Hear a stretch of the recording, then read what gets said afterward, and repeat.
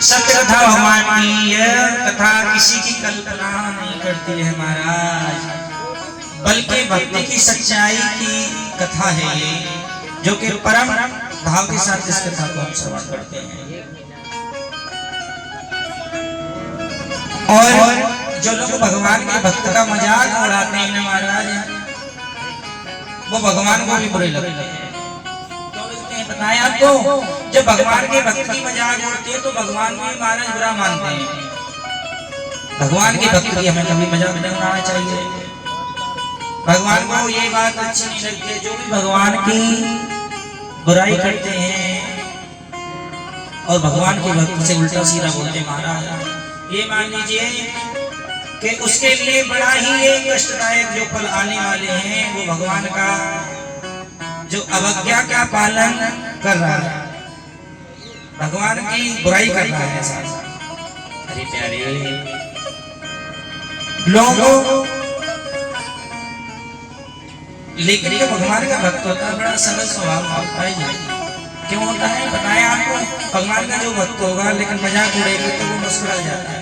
मुझे पता है कि ये जो अज्ञानी पुरुष है जो भगवान की बुराई कर रहा है ना, भगवान इसकी बुद्धि को ठीक करें, भगवान से मांगना बार बार करता है साहब, लेकिन मानना नहीं आता भैया। महाराज जी जो तिलक लगाते हैं ना, तिलक क्यों लगाया जाता है पता है आपको? तिलक लगाने से चेहरे का तेज बढ़ता है, बुद्धि का वो बुद्धि बढ़ती है, और हमारी जो भगवान की कृपा होती है एक ये मान लीजिए मोहर लगी हुई है भगवान की। जो तिलक नहीं लगाते हैं ना, उनका अगर हम सुबह सुबह मुंह भी देख लें तो दिन ठीक नहीं निकलेगा महाराज। लेकिन तिलक लगाने से क्या फायदा है? तिलक लगाने से हमारे चेहरे की जो सुंदरता है ना, वो एक भक्त की सुंदरता के समान होती है। तो इसलिए तिलक लगाना चाहिए। तिलक लगाने से हमें निम्न फायदे होते हैं।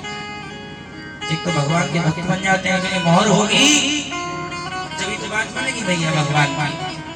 हमेशा हमें तिलक लगाना चाहिए, तिलक बंधन करना चाहिए और भगवान का चिंतन भी करना चाहिए। हमें हमेशा एक बात का ध्यान रखना चाहिए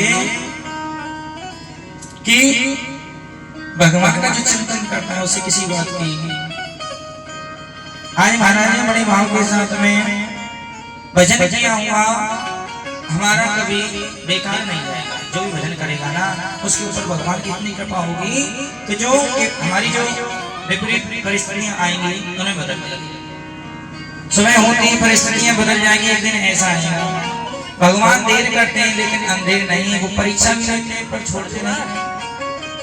भगवान देर करते हैं पर अंधेर नहीं, वो परीक्षा लेते हैं पर वो छोड़ते नहीं, छोड़ते नहीं, छोड़ते।